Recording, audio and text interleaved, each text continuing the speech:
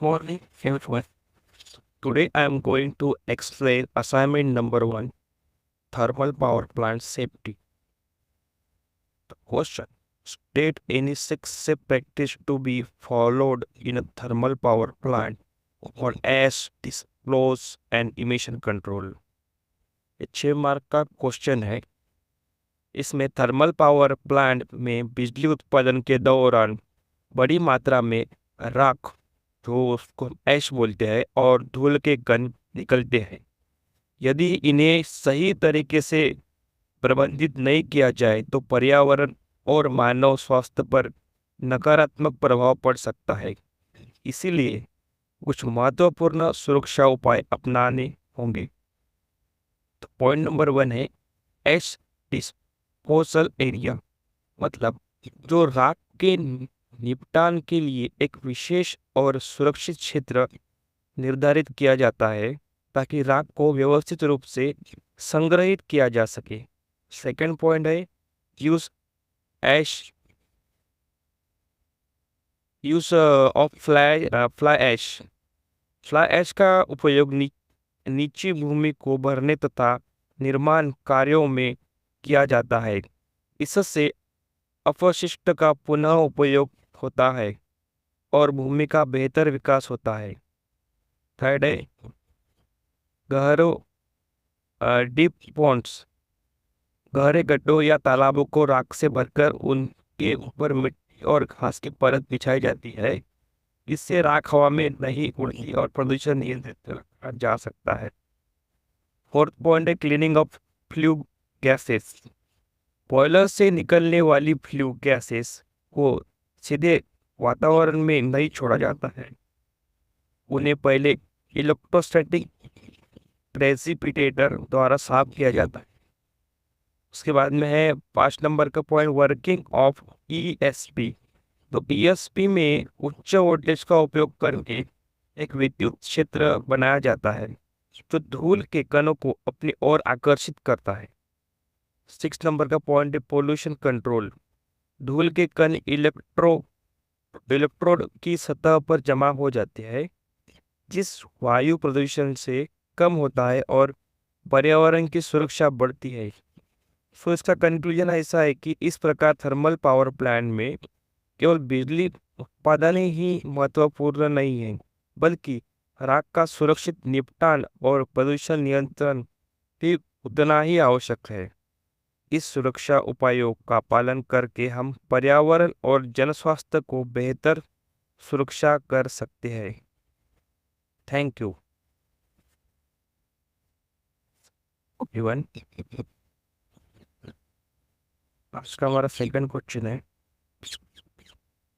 Name any 10 hydro station in Maharashtra with their install capacity. तो 6 mark plan में बहते या संग्रहित पानी की शक्ति का उपयोग करके बिजली बनाई जाती। महाराष्ट्र में कई महत्वपूर्ण हाइड्रो पावर स्टेशन है जो स्वच्छ और नवीकरणीय ऊर्जा प्रदान कर रही। आज मैं महाराष्ट्र के 10 प्रमुख हाइड्रो पावर स्टेशन के बारे में बताऊंगा। सबसे पहले आता है कोयना डैम। कैपेसिटी है 1960 मेगावाट। यह महाराष्ट्र का सबसे बड़ा हाइड्रो पावर प्लांट है जिसकी क्षमता 1960 मेगावाट है। दूसरी है घाटकर हाइड्रो पावर प्लांट। इसकी कैपेसिटी है 250 मेगावाट। इस प्लांट की क्षमता 1 मेगावाट है। ठीक है। मीरा Tata hydro power plant 150 megawatt. इस प्लांट 50 मेगावाट। फोर्थ है Mulshi dam hydro power plant 150 megawatt. Megawatt. बात है विराट tail race hydro power plant 80 megawatt. इस प्लांट की क्षमता भी 80 मेगावाट। नंबर है पुरी टाटा हाइड्रो पावर प्लांट। इसकी क्षमता 72 मेगावाट। 7 है खपोली। इसकी क्षमता 72 मेगावाट। 8 है Tillari dam hydro power plant. क्षमता 60 मेगावाट है। नाइन्थ है pinch project hydro power plant, इसकी क्षमता 30 मेगावाट है। और लास्ट में है भंडारा हाइड्रो पावर प्लांट, इसकी क्षमता 34 मेगावाट। इन सभी हाइड्रो पावर प्लांट में कोयना डैम सबसे बड़ा है। ये सभी प्लांट पानी की शक्ति से बिजली बनाते हैं और पर्यावरण को एक अनुकूल ऊर्जा प्रदान करते हैं। थैंक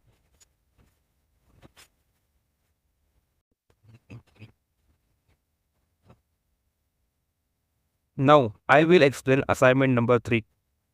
क्वेश्चन क्या है? Draw a typical layout of coal fired thermal power plant and label the parts.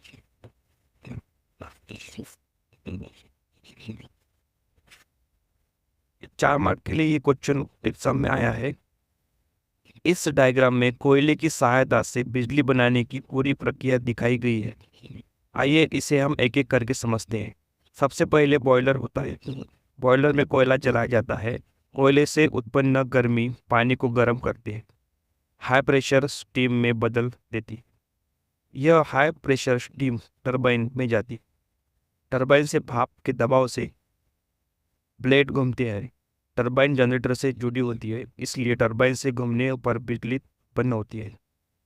Turbine से निकलने वाली भाप मतलब एग्जॉस्ट स्टीम कहलाती है। यह आगे कंडेंसर में जाती है।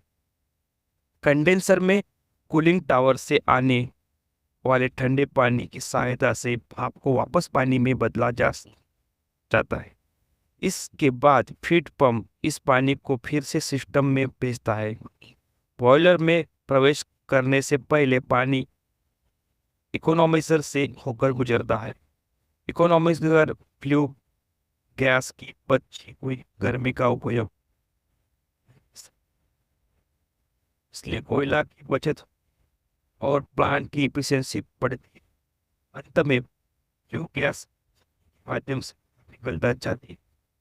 इस प्रकार boiler, turbine, condenser, heat pump और इकोनॉमिक्स कर एक पूरा पावर प्लांट से की सहायता से बिजली का उत्पादन किया जाता है। उसके बाद में है next question, state the 4 factor to be consider in selection of site for thermal power plant. मतलब थर्मल पावर प्लांट सिलेक्शन में क्या क्या चीजें फिर गाड़ी ये क्वेश्चन है। ये 4 मार्क के लिए पूछा है एमएसबीटी के पेपर में। किसी भी थर्मल पावर प्लांट को स्थापित करने से पहले सही स्थान का चयन करना बहुत महत्वपूर्ण है। प्लान की कार्य क्षमता और लागत काफी हद तक साइट सिलेक्शन पर निर्भर होती है। इस प्रश्न से मैं साइट सिलेक्शन के 4 महत्वपूर्ण फैक्टर बताए गए हैं। सप्लाई ऑफ फ्यूल, मतलब थर्मल पावर प्लांट में मुख्य ईंधन कोयला होता, इसलिए प्लांट में ऐसी जगह पर होना चाहिए जहां कोल माइन पास में हो या कोयला की आपूर्ति आसानी से हो सके। इससे ट्रांसपोर्टेशन कॉस्ट कम होती है। ठीक है। सेकंड है availability of water. Thermal power plant में बड़ी मात्रा में पानी की आवश्यकता होती है, इसलिए प्लांट नदी, नहर या जलाशय के पास स्थापित किया जाना चाहिए ताकि पानी आसानी से उपलब्ध हो सके। थर्ड है ट्रांसपोर्टेशन फैसिलिटी। प्लांट तक कोयला, मशीनरी और अन्य सामग्री पहुंचाने के लिए अच्छी रोड और रेल ट्रांसपोर्ट सुविधा होना आवश्यक है। ट्रांसपोर्टेशन फैसिलिटी से संचालन आसान से होता है। फोर्थ है cost and type of land. Plan के लिए पर्याप्त और उपयुक्त भूमि उपलब्ध होनी चाहिए। जमीन की लागत कम हो तथा जमीन भारी उपकरणों का भार सहन करने योग्य होनी चाहिए। इसका कंक्लूजन ऐसा निकलता है कि इस प्रकार fuel supply, water availability, transportation facility और cost and types of land, ये 4 मुख्य फैक्टर थर्मल पावर प्लांट के साइट सिलेक्शन के लिए बहुत ही महत्वपूर्ण है। दोस्तों नेक्स्ट क्वेश्चन है classification of hydro power plant. यह एग्जाम के लिए पूरे 6 मार्क का सवाल है। तो चलिए इस hydro electric power plant station के डायग्राम इसके पार्ट्स और इसके क्लासिफिकेशन को बहुत ही इजी तरीके से समझते हैं। हाइड्रो पावर प्लांट कैसे काम करता है, सबसे पहले इस डायग्राम को देखिए। एक हाइड्रो इलेक्ट्रिक पावर प्लांट में पानी को एक बड़े रिजर्व यानी तालाब में जमा किया जाता है। एक बड़ा डैम पानी को रोक कर रखता है। जब इलेक्ट्रिसिटी बनानी होती है तब कंट्रोल गेट को खोला जाता है। पानी एक मोटी पाइप से नीचे आता है जिसे हम पेनस्टॉक कहते हैं। यह पानी सीधे टरबाइन के ब्लेड पर गिरता है और उसे तेजी से घुमाते हैं। टरबाइन से जुड़ा होता है एक जनरेटर जो घूमने पर इलेक्ट्रिसिटी बनाता है। इसके बाद बचा हुआ पानी टेलरेस के रास्ते वापस रिवर में चला जाता है। बीच में एक सर्च टैंक भी होता है जो पाइप को टूटने से बचाता है जब पानी का प्रेशर अचानक बढ़ जाता है। अब सेकंड पार्ट है classification based on water flow regulation.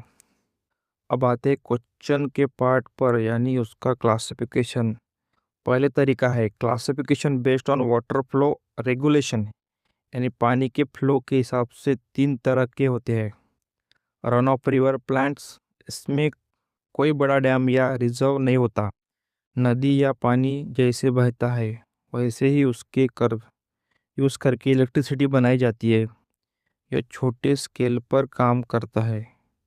Storage power plant, इनमें एक बड़ा डैम बनाकर बहुत सारा पानी स्टोर किया जाता है जब इलेक्ट्रिसिटी की ज़्यादा डिमांड होती है। जब नदी में पानी कम होता है तब इस स्टोर के लिए पानी को यूज़ करते हैं। पंप स्टोरेज पावर प्लांट, एक स्मार्ट सिस्टम है। जब इलेक्ट्रिसिटी की डिमांड कम होती है तब पानी को नीचे से पंप करके ऊपर वाले रिजर्व में भेज दिया जाता है और तब पीक आवर होते हैं, यानी डिमांड बढ़ती है तब उसी पानी को नीचे छोड़कर इलेक्ट्रिसिटी बनाई जाती है। इसके बाद में third classification based on water head, दूसरा तरीका। Classification based on water head, यानी पानी कितनी ऊंचाई से गिर रहा है उस हिसाब से भी ये 3 तरह के होते हैं।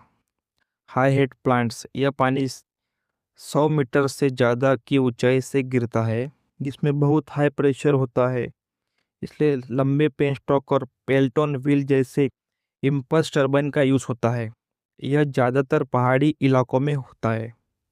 मीडियम हेड प्लांट्स, इनका हेड 30 मीटर से 100 मीटर तक के बीच होता है। यह पूरी दुनिया से सबसे ज़्यादा कॉमन है। इनमें रिएक्शन टाइप फ्रांसीसी टर्बाइन का यूज़ किया जाता है। थर्ड है लो हेड प्लांट्स, इनका वाटर हेड 30 मीटर से कम होता है। यह पानी की ऊंचाई से कम होती है पर पानी का वॉल्यूम बहुत ज़्यादा होता है। इनमें कैपलॉन या पेट्रोलर टर्बाइन का यूज़ होता है जो बड़ी और धीमी नदियों का पर यह बनता है। तो दोस्तों यह 6 मार्क का क्वेश्चन कंप्लीट होता है। अगर आपको